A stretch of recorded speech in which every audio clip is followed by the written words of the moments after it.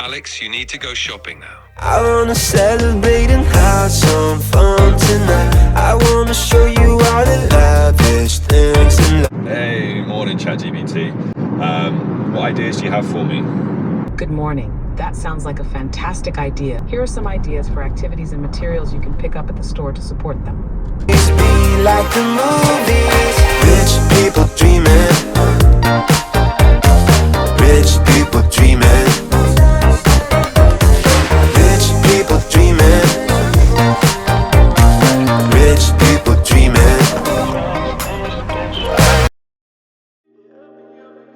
Hey everyone, welcome back. We have just got back from a week without walls, so that is a time where all the lessons shut down. 7s to 10s, they're off on internships, work experience. 11s doing mocks, and 12s are also week without walls, no lessons, all sorts of different activities, adventurous activities taking place. But let me introduce myself. It feels like it has been a hot minute since I've properly sat down and done a video for Deep. This year, 2025, I am making the effort to do a lot more and make a lot more of these videos. So a welcome back to you. A welcome back from this week with me.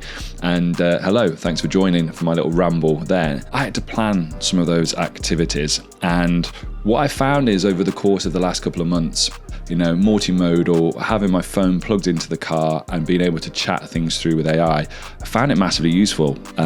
Whether it's for me going through writing, because I'm not a great writer, I much prefer to be able to talk and then elicit and share ideas in that respect. So back and forward in that way is super, super useful for me. And getting a lot more out of it, whether it's through GPTs, whether it's conversations, whether it's helping me plan and ideate certain things. Have a go at it. I think it will be a massive, use the AI word now. It's almost ingrained. I think the word change is going to be a real game changer. It's like that word has been like indoctrinated into most people's vocabulary if they use AI. If they've read enough AI content, it's a real game changer, guys. We need some other words. We need some new words from game changer. It will change your, well, it's not really going to change your life. But I found it hugely useful to have that capacity to be able to create and ideate and get ideas. And I'm using it a lot more AI generally now. And this is what I want to talk about in this video, is about how we can utilize it with curriculum design. And that's really what I want to talk about today and showcase for you, is how you can utilize the projects on ChatGPT, which is currently what I do, and the research capabilities to help develop your curriculum for 2025. I'm going to share with you some of the things that I've been lucky to speak with people about on the upcoming podcast episodes for this year, and how I then go about researching and pulling those things down and embedding them into a project and utilizing them for designing my curriculum. And I'm going to share with you just some of the lessons that I've been able to design with this, and hopefully you're going to have something that you can take away by the end of it and start to implement straight away into your curriculum design. So let's get into it. In a very Blue Peter-esque moment, which is an age and an English joke about a TV program, you have to Google it anyway. Here is one I kind of made earlier, but I'm going to take you through an example. So for this, I'm going to take you through an example of what I'm working on at the moment. I'm going to use this week. So recently I interviewed a gentleman named the name of Ed Kerwin. Go look him up, doing amazing things with Empathy, so Empathy Studios, and also has Empathy Week, which will be out in March. And we have a podcast episode, self-promoting plug here, coming out by the end of February to promote this. But I want to see beforehand if I can start to build in elements of empathy and tasks into my subjects, into my lessons. In other words, I'm going to show you how I go about building it into my curriculum. And the first thing I do is it starts with research. So I use Perplexity to do a lot of my research. As you can see, I've already asked it, what are the different components of empathy? And it's giving me the information, giving me the sources, which are really, really good. And as you can see from there, I have these components. And obviously what I can then do with this, and I'll show you in a second, is that then I can copy it somewhere else. Now, I've also then developed my question further, how can we develop empathy in students in lessons? So it's starting to give me some ideas, it's starting to give me some sort of components of these things, ways and means in which we can do this. And then lastly, obviously, we've got literature, storytelling. One of the big things, again, Empathy Week and Empathy Studios works on is about this idea of using storytelling, videos, films for empathy. So great idea. Again, go and look at it. So I've got this information here. And then what I have done with that is I've then taken that information over and I've copied it into ChatGPT. So as you can see from there, just a simple copy it, and it copies in the references, go down, and I have all this information there copied in. And what I then ask it to do, go back to the top, is I then asked it from that is your role is to create a framework for educators that gives them the components and attributes of empathy that can be used to develop activities in every subject. So I've gone broadly for every subject rather than specifically for science with this. So I have all this information there, and it starts to create this framework about the information that I've given it. So I've got core components of empathy, emotional empathy, cognitive empathy, and then compassionate empathy. And it starts to add in some additional elements of this as well. It comes up with cross-subject applications. So already at the moment, it's giving me, and this is the key thing I like, is options. So I think in years gone by, when we looked at this, it was just very specific, very detailed. But for how I like to use it is I like to be given options to explore, and therefore I can pick and choose, or I might give students then multiple options for this. Or it allows me to look at it as well interdisciplinary. If you've listened to me talk enough, you know how I feel about across cross silos is the term, or interdisciplinary is really, really important to me. So it's starting to add all this information in. And then I've obviously added another component to it then about storytelling and literacy and storytelling and that, or sorry, in canvas mode there, which is quite nice. As you can see, it's still using that. But it means I can edit it, and it can then obviously keep the components it starts to edit. So what I basically tweaked around with here is I asked it to create a knowledge base. So that's why I say create a knowledge base from this that I can use in a GPT to help me design curriculum that builds in empathy activities for any subject. Because what I'm going to do, and this is how I've started to add in these components to my curriculum, I'm just showing this one, is I'm going to copy and paste this information into a Google Doc. And that's what you can see now on the screen in front of you. So I've got this knowledge base here. And then what I do is I will just take that, I will go to File, I will go to Download, I download it as a PDF. So I've got that there. And then back into GPT, back over to ChatGPT. And what I showed you earlier was that I have, obviously within these projects, I've started something called a curriculum builder. And as you saw previously, within my curriculum builder, I've got obviously all these different project files.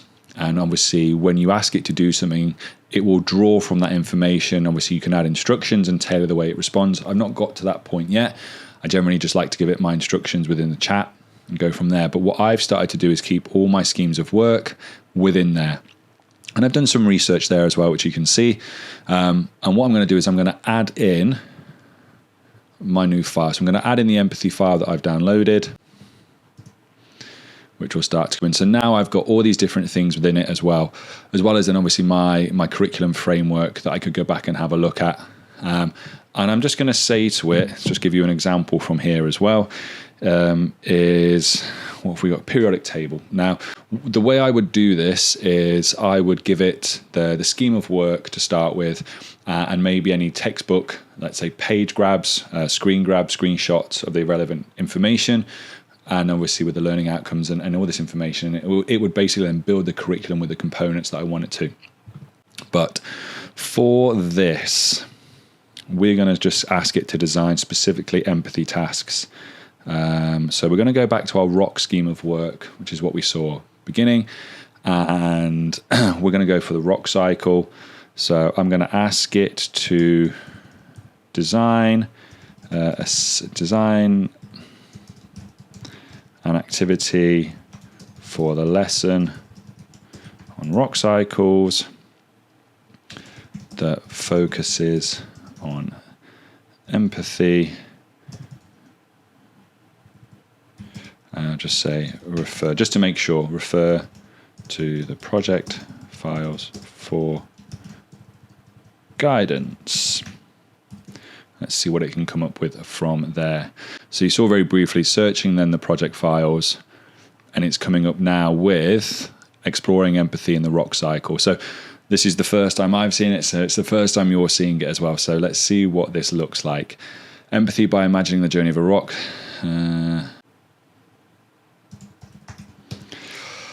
So let's see if it can list out 5 alternatives. So again, reason why I like things like this is because it gives me options. And it's something that I know is important to implement and integrate into my curriculum. And you may look at this going, oh, so much time you're giving over, in terms of you could have just planned the lesson, it'd be a lot quicker. But actually, by having this, is a curriculum to me is an evolving piece. And so you do it for the 1 year and you might go back and tweak it, so on and so forth, and add things in. But you've got to invest the time to get it right to start with. And that means also thinking about the components that go into it. So for me, you've got learning outcomes, yes, there's a big picture, yes, obviously, but then into there, it's the types of activities that foster and develop skills, as well as the learning and understanding that needs to take place. So I'm happy to invest the time and to try and get these different activities in there, not for every lesson, but giving students then opportunities to develop and develop those skills with them realizing, and sometimes without them realizing. So that was just a very quick example, and hopefully something you can take that you might be interested in, that you think is important to go into a curriculum. So for me, obviously I've just shown you an example of empathy. I'm also looking at social and emotional learning. I'm looking at the 6 C's, UAE values, we know here is important. And I have been building and developing my own AI literacy framework. You would have seen components of it there. And I will be sharing that in the near future after some presentations, after I've gone through it and checked it out. But have a go with it. It's amazing in terms of what you can find, just a little bit of research, copy and pasting in. And I prefer it in projects because it means then I can keep in place all my schemes of work, rather than having it as a GPT, which I'm sure would still work, but can be quite difficult then to find and go back to and have that continued conversation. So hopefully you've been inspired to go and try this and see how you can develop your curriculums using this research to give students further opportunities and different activities that maybe, if it were you just thinking on your own, you wouldn't do normally. Anyway, if you have got this far through the video, thank you ever so much for watching. Do consider hitting that subscribe button for me, but definitely hit the like button if you have enjoyed this. I will be providing and doing a lot more videos this year, so stick with us.